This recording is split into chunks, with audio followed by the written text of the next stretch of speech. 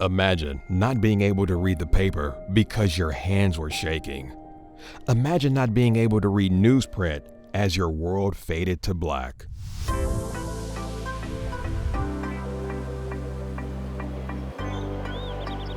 The National Federation of the Blind Newsline Indiana television show with your host, Lee Martin, and co-host Florence Myers. We want to welcome you to the National Federation of the Blind Newsline Indiana show. And once again, we just thank you for allowing us in your homes. And we trust that you're learning a lot and gravitating a lot to what we're talking about as we work toward bridging gaps of visible differences. We have so much to share on each and every last one of our episodes. And today, we have another guest that we really would like to open up to our listening viewing audience. Is that correct, Florence? Yes, it is. We have a wonderful guest today. So, Florence says we have a wonderful guest today, and she giggles a little bit, so I guess we got a wonderful guest today. We do. And a great show for you today. Yes. So, today we have a young lady with us, and she has so much to share. And her name is Nancy Gedeon, and she comes from a number of places, and she'll be able to share a lot of that with us today. And her journey is one that you want to hear.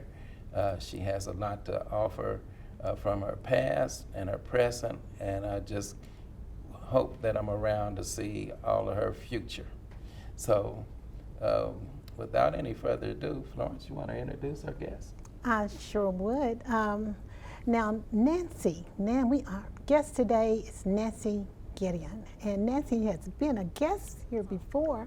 And Nancy, thank you again for being our guest today. Thank you. Thank you for the invitation. All right, so we have a lot to talk about, and I get to ask the first question. But tell us, now you're with the National Federation of the Blind. Correct. And you work on several committees. Well, we're going to talk a little bit today about the student committee. Mm-hmm.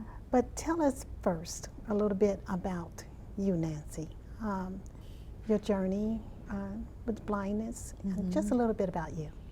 Okay. So my name is Nancy, of course. So me, I am Haitian. I am proud to be Haitian. So I've always been grateful for the things that people have done, who came before me, who paved the way for freedoms, for the access that I have today.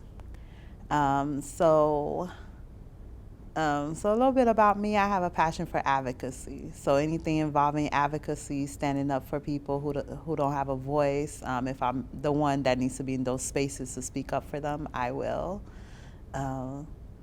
So again, what was the question again? Well, just a little bit about you. Yeah. So, so your eye condition. Okay. So my eye condition, my vision journey started when I was 16 years old, 2011. I was diagnosed with uveitis, which is inflammation in the retina, which is located in the back of the eye. So they treated the inflammation, however, left a lot of scarring in my, in the back of my eye. And my vision gradually became worse and worse. I started losing depth perception. Then in my right eye, my central vision, was dark. I couldn't see anything in my central vision. Then after that, I'm losing night vision. Then one day I bumped my head on a door in December 2023, and my vision was completely gone in both eyes. So the inflammation did come back with the uveitis. So again, they treated that. I don't see completely dark anymore, but I'm still legally blind in both eyes, where I have to use a cane to navigate safely. Well, you mentioned quite a bit there. Mm-hmm. And for our listening and viewing audience, it's very important that people pay attention to your body and your eyes.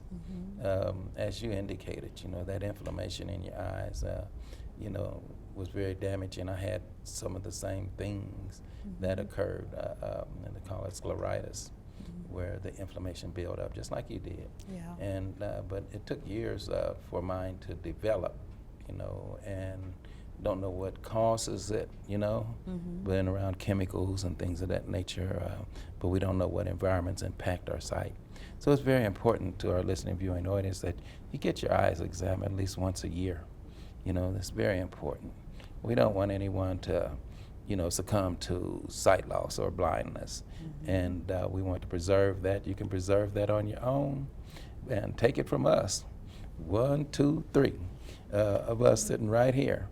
Please get your eyes examined once a year, or get your children's eyes examined once a year.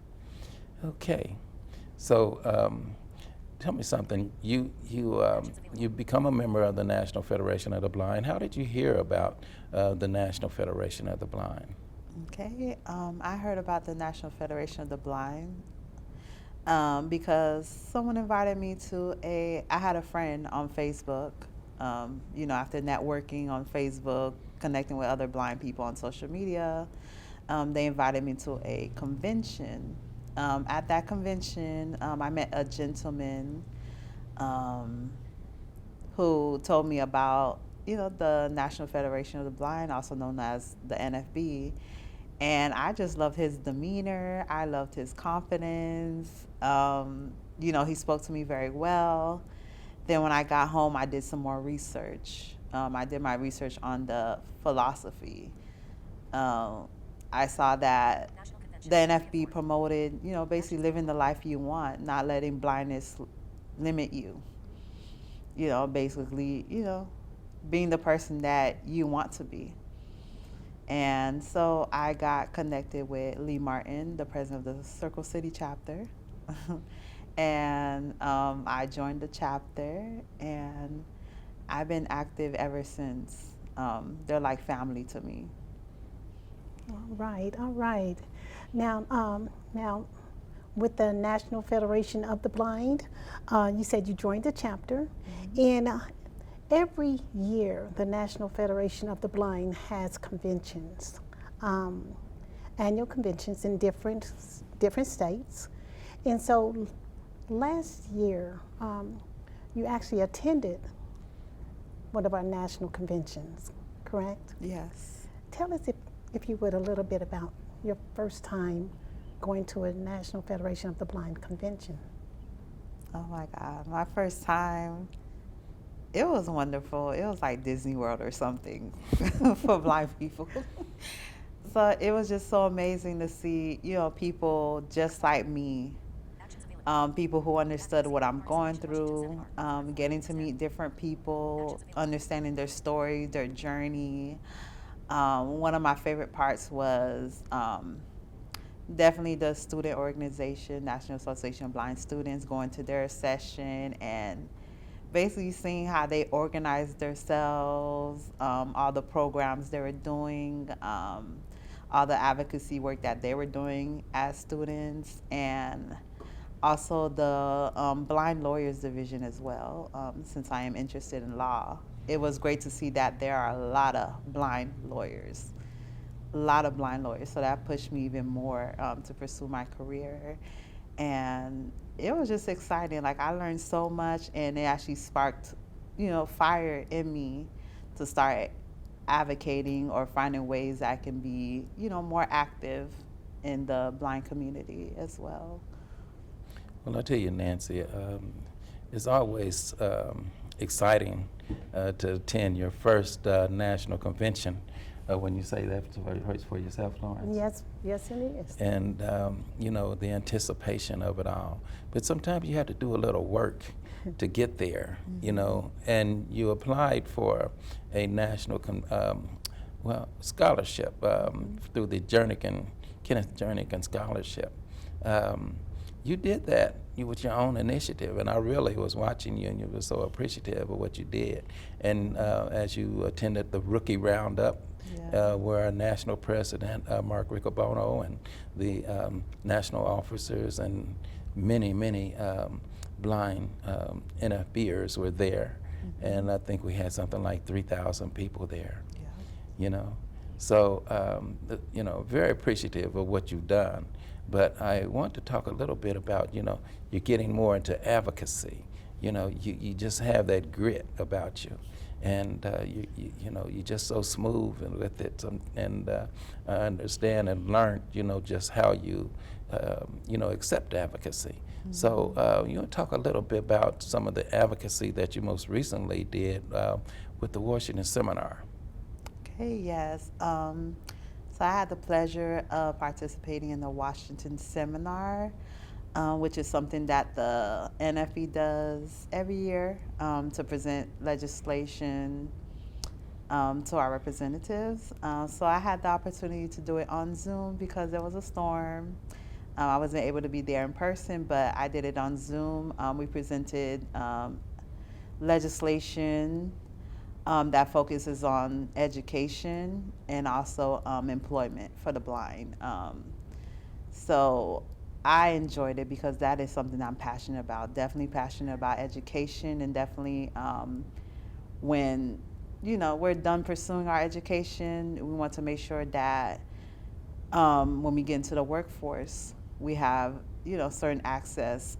So pieces of legislation that we presented was the Blind Americans Return to Work Act, and basically affordable access. What is it? Access to technology. Affordability, Accessibility Act. Yes, Affordability Act. And then we had the Protecting, what is it? Education, Employment, and I think voc rehab. Yeah, all of that. Yes. Yeah, all of that. So all that encompasses basically having equal opportunity for the blind when it comes to education and employment, because we do want to contribute to society. Well, we most definitely want to contribute, and we're going to contribute. You know, and you did have the opportunity to, on the Zoom call to speak with the aides of our Congressman Andre Carson. You know, so I'm sure that, you know, he's been a great asset to us, and hopefully he'll continue to be. Definitely. But we're going to take a pause, and we're going to come back with some more great information coming from Nancy Gedeon. So stay tuned. If you or someone you know is visually impaired or print challenged, the National Federation of the Blind has a resource you need. Wow, I scored a touchdown when I found sports on NFB Newsline. I enjoy reading TV guide listings on NFB Newsline. Learn more by calling 855-963-6476 or visit nfbnewsline-in.org. We are the nation's blind. We read NFB Newsline. It's free. Welcome back to this segment of the National Federation of the Blind, Newsline, Indiana. We're speaking with Nancy Gedeon. And Nancy, you are actually chairperson of the Indiana NFB student group, correct? Yes, that's correct. Okay. And now tell us, how important do you feel that post-secondary education is, especially for the blind students? I feel that post-secondary education is very important. I feel like it makes us equally competitive in the workforce. I feel like it gives us the tools that we need to succeed in the workforce and in life overall. So I love the NF because it actually pushes education. It has that foundation for education that we need. So yeah. Okay, Nancy, so you're the chairperson, and we do have a national division with the National Association of Blind Students. You know, it's a division. Yes. So how important is it to have that division there for students? So that division is very important because ever since I've been part of the National Association of Blind Students, I've been learning tools to advocate for myself. Advocate for myself on campus, advocating for myself with, you know, my professors, with disability services, learning how to advocate for myself in social settings, and I even learned how to advocate for myself on the legal and government level as well. So they have actually inspired me to start creating an organization on my campus, actually, because I realized blind students did not really have a voice on campus. So now I'm working on organizing a group for the blind students at Ivy Tech to basically make sure that we have the support that we need, extra support outside of disability services and our professors, but we actually have a community to offer extra support. So NABS, which is the National Association of Blind Students, offers, those tools and inspires me to actually do more. And that's a beautiful thing because, education, we know, is key in this society. And blind individuals and blind students on these universities, we still run into those pervasive stigmas. And that's why it's very important for the Department of Student Services and for individuals like yourselves to get involved, because oftentimes our students are put on those campuses, and if they don't advocate for themselves like you do, then, they're at a loss. And it's organizations like the National Federation of the Blind that kind of throws that rope out to them to grab and to educate themselves and move forward, would you say? Yeah, the NFB does provide that support, that foundation, because there are a couple cases where there are students currently that had issues on campuses, and the NFB is giving them support to navigate those issues, to make sure we're paving the ways for students that come after us. So we're not just advocating for ourselves, but we're advocating for this, the next generation that's coming. We definitely are. And Nancy, in your opinion, how critical are training and skill development as far as preparing the students in today's society for the job market? Yeah, so it's essential.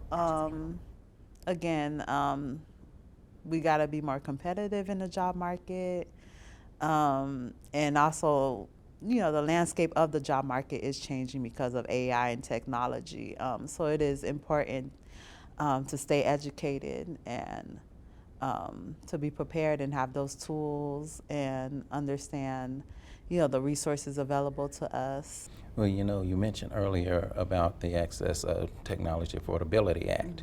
We do know that the cost of technology to us is very expensive. Some of the tools and devices that we use is astronomical in cost. So to avert some of that cost, what role do you feel that vocational rehabilitation serves? Vocational rehab services, basically they help us get the tools that we need to succeed, especially when it came to education. So for example, my old laptop gave up on me in the middle of me working on an assignment, and I reached out to my vocational rehab counselor, and she was able to make sure that I got a new laptop to continue on with the semester. Basically making sure that we have even the technologies that we need inside the classrooms.